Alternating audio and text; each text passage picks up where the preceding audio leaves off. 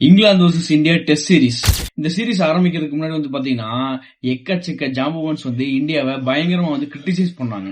அதாவது இந்தியா இந்த சீரிஸ் 4-1 கணக்குல தோல்வி அடையும் சொல்லியிருந்தாங்க. 3-1 கணக்குலயும் தோல்வி அடையும் சொல்லியிருந்தாங்க. ஏன் 3-2 அப்படிங்கிற கணக்குல இந்தியா இந்த போட்டியை தோக்கும் அப்படிங்கிற மாதிரி சொல்லியிருந்தாங்க. இங்கிலாந்தை சேர்ந்த ஜாம்பவான் ஒருத்தர் பாத்தீங்கன்னா இந்தியாவை என்ன சொன்னார் அப்படின்னா, இங்கிலாந்து இந்த ஒரு சீரீஸ் விளையாடிட்டு அடுத்து டைரக்டா ஆஷஸ் விளையாட போறாங்க. அதாவது இங்கிருந்து கிளம்பி ஆஸ்திரேலியா போய் கேம் விளையாட போறாங்க. Test series 5 match. சோ அந்த மேட்சுக்கு இந்த ஒரு மேட்ச் எங்களுக்கு ஒரு வார்ம் அப் மேட்சா அமையுங்கிற மாதிரி அவர் சொல்லிட்டு இருந்தாரு. ஆனா நடந்தது என்னமோ, ஏன்னா இங்கிலாந்து எல்லாமே பாத்தீங்கன்னா இளஞ்சிட்டுகளா இருக்காங்க, இளஞ்சிங்களா இருக்காங்க. அதனால ஈஸியா ஜெயிக்க முடியுங்கிற மாதிரி நினைச்சிட்டு இருக்காங்க. ஆனா அப்படி ஒரு பேச்சு, அப்புறம் சுப்மன் கில்லோட கேப்டன்சிக்கு பெரிய ஒரு டெஸ்டா இந்த ஒரு சீரிஸ் அமையுது. முதல் டெஸ்டா பாத்தீங்கன்னா பென் ஸ்டோக்ஸ் டாஸை வின் பண்ணி பவுலிங்கை சூஸ் பண்றாரு. அதனால பாத்தீங்கன்னா இந்தியா பேட் பண்ண வேண்டிய கட்டாயம். பேட் பண்ண இந்தியா பாத்தீங்கன்னா ஸ்டார்டிங்ல இருந்து பயங்கரமா ஆடி 471 ரன்கள் கூச்சாங்க.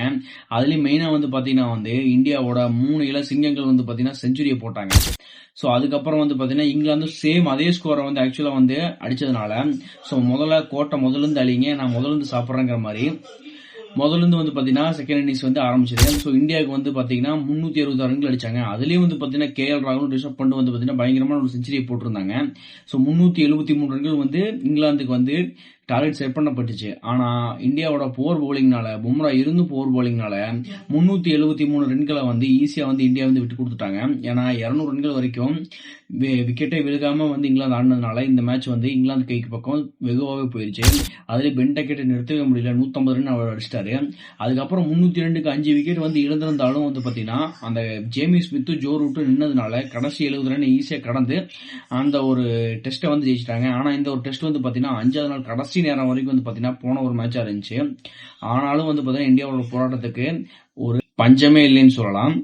சோ இதனால இங்கிலாந்து பாத்தீங்கன்னா 1-0 அப்படிங்கிற கணக்குல முன்னிலையில இருக்கு.